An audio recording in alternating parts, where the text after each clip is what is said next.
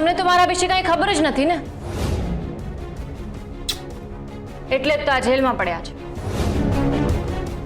તમારું પદ, માન, સન્માન, વર્દી બધું જ એક ચપટી વગાડી અને ફર કેવા ફસાવ્યા મેં ફૌજદાર. ઓ મને હમણાં જ યાદ આવ્યું, તમે તો હવે ફૌજદાર રહ્યા જ નથી. તમારી વર્દી તો ગઈ. વર્દી ઉપરથી મને યાદ આવ્યું, તમે મને કહ્યું હતું ને કે મારી વર્દી ઉતરી ગઈ, એની ખુશીમાં તું સેલિબ્રેટ કર, તો કર્યું ને. મેં ઘરે જઈને એકલી જ સેલિબ્રેટ કર્યું. મેં કેક કાપી. ડોન્ટ વરી, હા, હું તમારા માટે પણ કેક લઈને આવી છું. આજો, તમે પણ કેક ખાઓ. હું તમને મારા હાથેથી કેક ખવડાવું. આલો, કેક ખાઓ. ના, કેક ખાઓ મારા ફૌજદાર. નથી ખાવી મારે. હું તમારા પ્રાણ પણ નથી અને તમારી પત્ની પણ નથી. તમારું પદ, માન, સન્માન, વર્દી બધું જ એક ચપટી વગાડી અને ફર. તમે તો હવે ફૌજદાર રહ્યા જ નથી.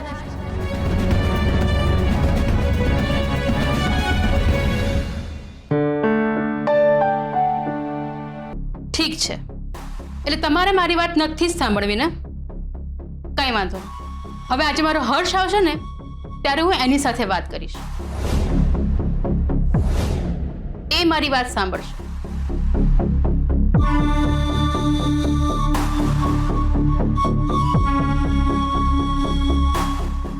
શું કરવું આ બેબીનું?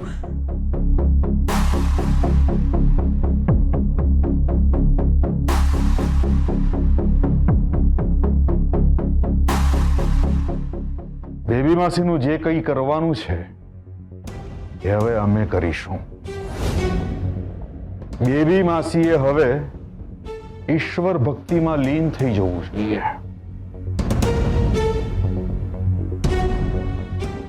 તીર્થયાત્રા.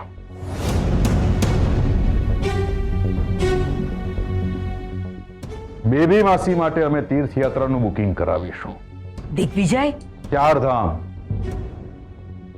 બા બેબી માસી માટે હવે એક જ કામ. બેબી માસીની વ્યવસ્થા હવે અમે કરીએ છીએ બા. તમે બિલકુલ ચિંતા ના કરશો. દિગ્વિજય, અત્યારે આવી વાત કરવાનો કોઈ સમય નથી આપણે. અમે પણ એ જ કહીએ છીએ બા. અને એટલે જ અમે પોલીસ સ્ટેશન જઈએ છીએ. બેબી માસી એમના લાડકા હર્ષવર્ધનને મળે ને એ પહેલા અમારે એમને મળવું છે. નહીં, પોલીસ સ્ટેશને અમે જઈશું. હર્ષવર્ધનને જે કહેવું છે એ અમે કહીશું.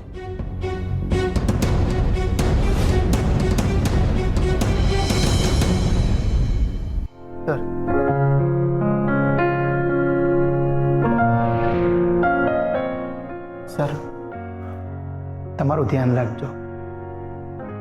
તમારા જેવા પ્રામાણિક માણસ સાથે રહેવું કોને ના ગમે, પણ આવી રીતે નહીં. સર, તમારી જોડે આવું કંઈ થશે એવું મેં સપને પણ નહોતું વિચાર્યું. અને તમને પણ આવી રીતે જોઈને મને બહુ જ દુઃખ થતું હતું. પણ શું કરું, ડ્યુટી કમ ફર્સ્ટ, અને ડ્યુટીની પહેલાં કશું જ નહીં. એ હું તમારી પાસેથી શીખ્યો છું સર. મારાથી કંઈ ભૂલ થઈ હોય તો મને માફ કરજો.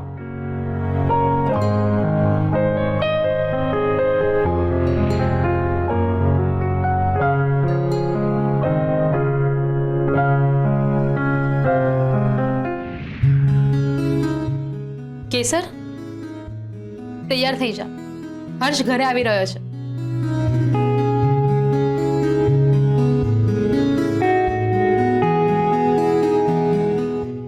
મારે તને એક વાત કહેવી હતી. હર્ષ ઘરે આવે ને ત્યારે એની સાથે વ્યવસ્થિત રીતે વાત કરજે અને પછી જ કોઈ નિર્ણય લેજે. આમ તો હું એને કહીશ જ, પણ આ એક પતિ પત્ની વચ્ચેની વાત છે. એટલે આ વિશેનો નિર્ણય પણ તમે બંને લો એ જ યોગ્ય રહેશે. અને હા, જે પણ કંઈ નિર્ણય લો ને એ શાંત મગજે સમજી વિચારીને લેજો. સારું, તું તૈયાર થઈ જા.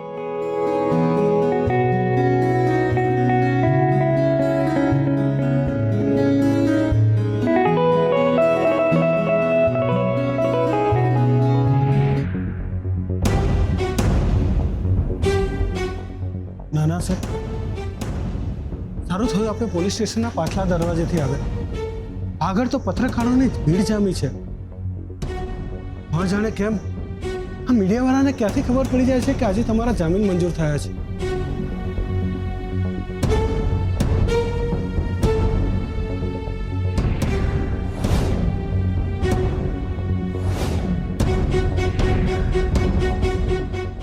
મારું પોલીસ સ્ટેશન મારે કામ કરવાની જગ્યા. કાકા, આપણે આગલા દરવાજેથી જતા રહેતા ને પત્રકારોને હું જવાબ આપી દે. ના ના સાહેબ, આ સમય લાગણીશીલ થવાનો નથી. તમે બહાર આવ્યા છો તો ચાલો જલ્દી. જુઓ, તમને લેવા કોણ આવ્યું છે જુઓ.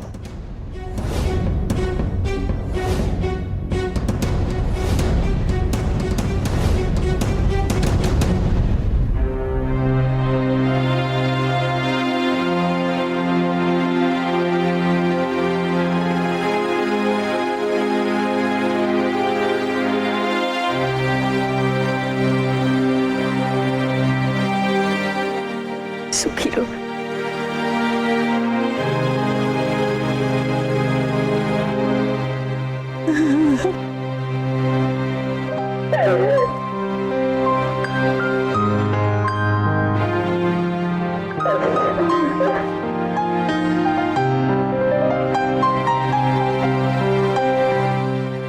બહુ હેરાન થયા અમારા દીકરાને.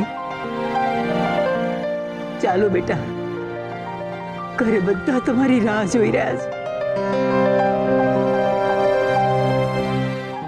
દશરથભાઈ, અમે જઈએ છીએ, તમે પછીથી આવો.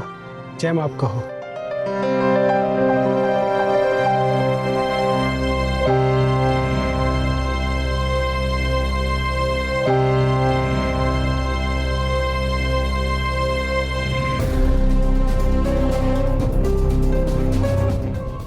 બેસો.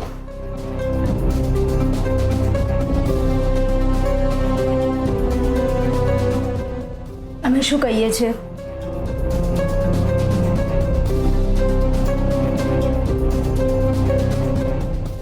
કહો, જે કહેવું હોય નિસંકોચ કહો. આપણે જેવું વિચારતા હતા એવું ના થયું. હર્ષવર્ધનભાઈને બેલ મળી ગઈ.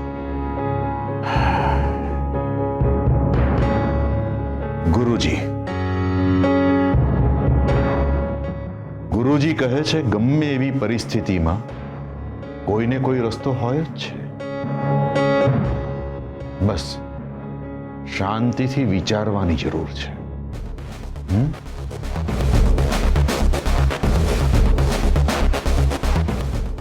ઊંડો શ્વાસ લો.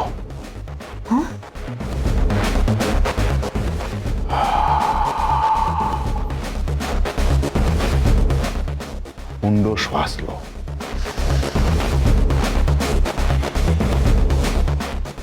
હવે બોલો, નર્મદે હર. નર્મદે હર.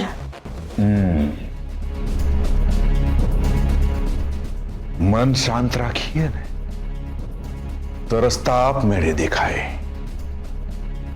તો મન હંમેશા શાંત રાખવાનું.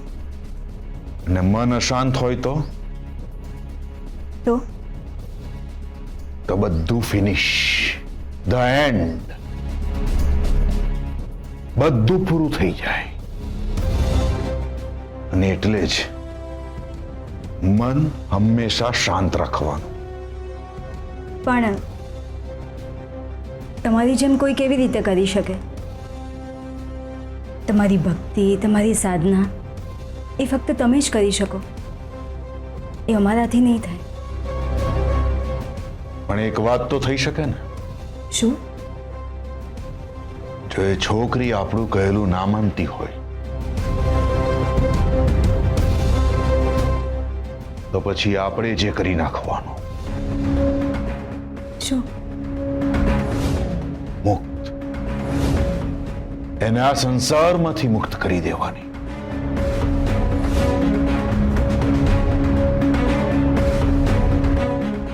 પણ હવે એની ક્યાં જરૂર છે?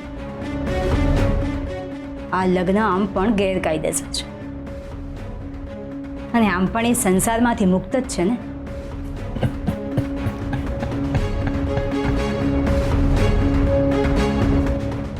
કેટલું નાનું વિચારો છો વેદિકા તમે, કેટલું નાનું. એને માત્ર લગ્ન જીવનના સંસારમાંથી મુક્ત નથી કરવાની, એને આ સંસારમાંથી મુક્ત કરી દેવાની છે. એના કર્મોનો હિસાબ કરીને ને ઉપર મોકલી દેવાની છે. અને આ એકદમ સરળ છે, સહેલું છે. શું? હા, શું બોલો છો તમે? હા, આ એકદમ સહેલું છે, સરળ છે. આ પહેલા પણ અમે આવું કરી ચૂક્યા છીએ.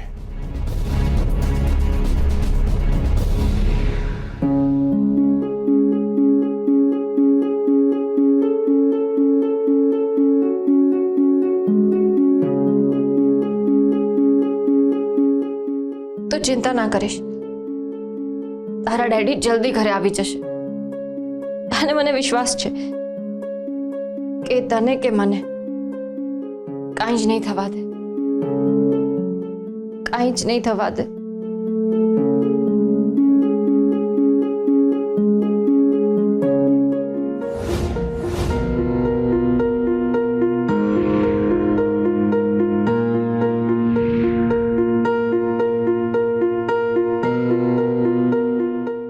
શું વાત છે બા? હર્ષવર્ધન, ઘરે જતા પહેલા અમારે તમારી સાથે એક ઇમ્પોર્ટન્ટ વાત કરવી છે. તમે તો જાણો છો કે અત્યારની પરિસ્થિતિ ખૂબ વિચિત્ર છે.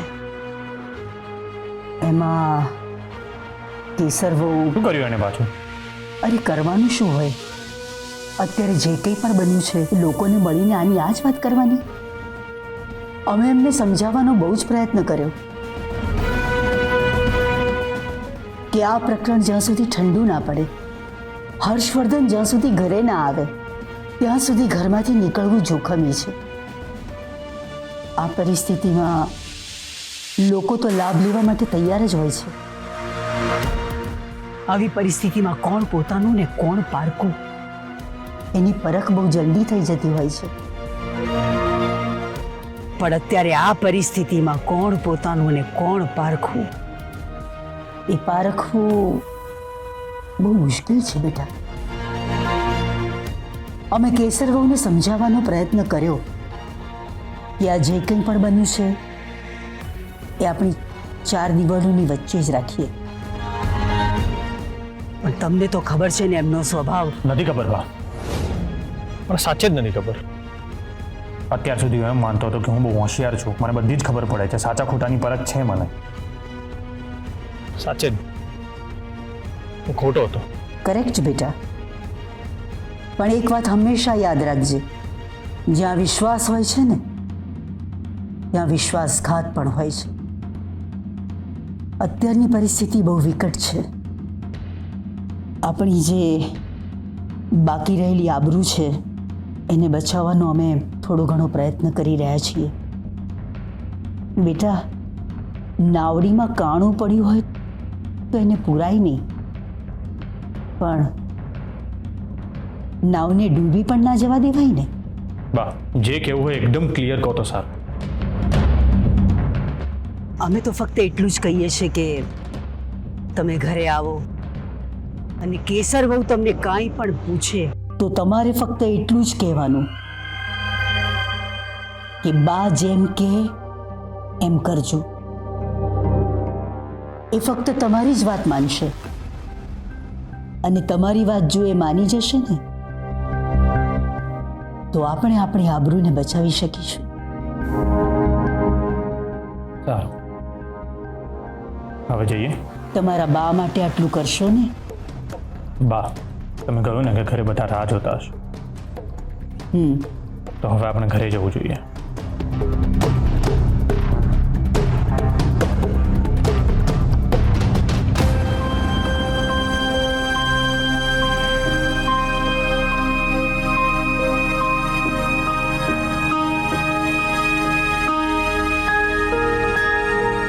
તમે જેની જગ્યા લીધી ને, મારા પહેલા પત્ની અવની,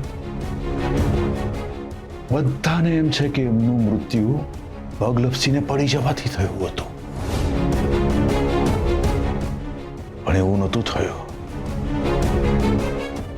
એમના કર્મનો હિસાબ અમે કર્યો હતો, અને અમારા આ બે હાથે જ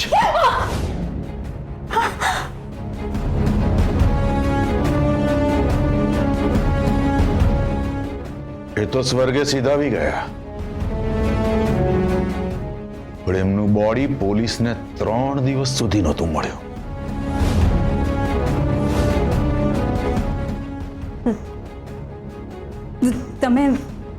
તમે ખોટું બોલો છો ને? મજાક કરો છો અમારી સાથે ને?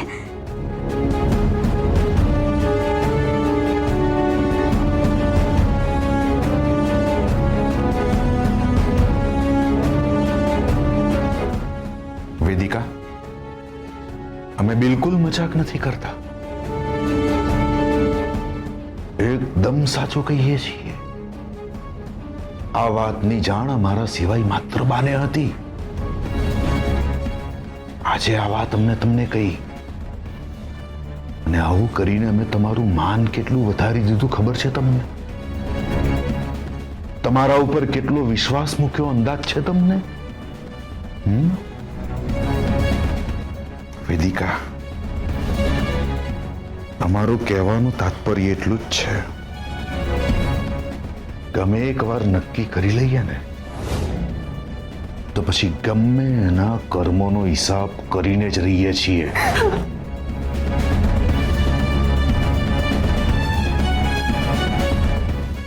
અમારા આ બે હાથે જ.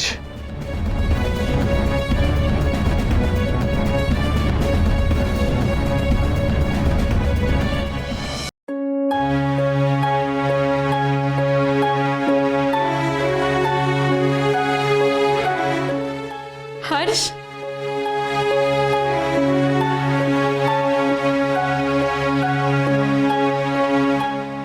કેવો થઈ ગયો છે તું? હા, તારા ચહેરા પરથી તો રંગ ઉડી ગયો છે, પણ હવે તું આવી ગયો છે ને, હવે હું તને બધું નવું નવું બનાવીને જમાડીશ. દૂધ, દહીં, ચોખ્ખું ઘી બધું જ વધારે નાખીને ખવડાવીશ, અને 4 દિવસમાં તો પહેલા જેવો કરી દઈશ. આપણા ઘરને અને આપણી ખુશીઓને કોઈની નજર લાગી ગઈ હતી, પણ આપણે બધા એ પરિસ્થિતિમાંથી હેમખેમ બહાર નીકળી જઈશું. બધું જ પહેલા જેવું થઈ જશે. હર્ષ, મળી લે ને.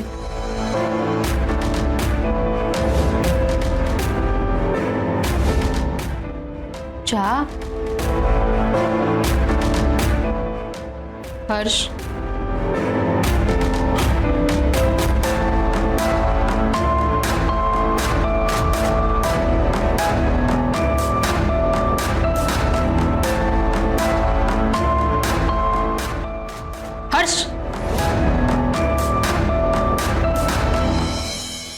બહુ દિવસથી સરખી રીતે નાહ્યો નથી,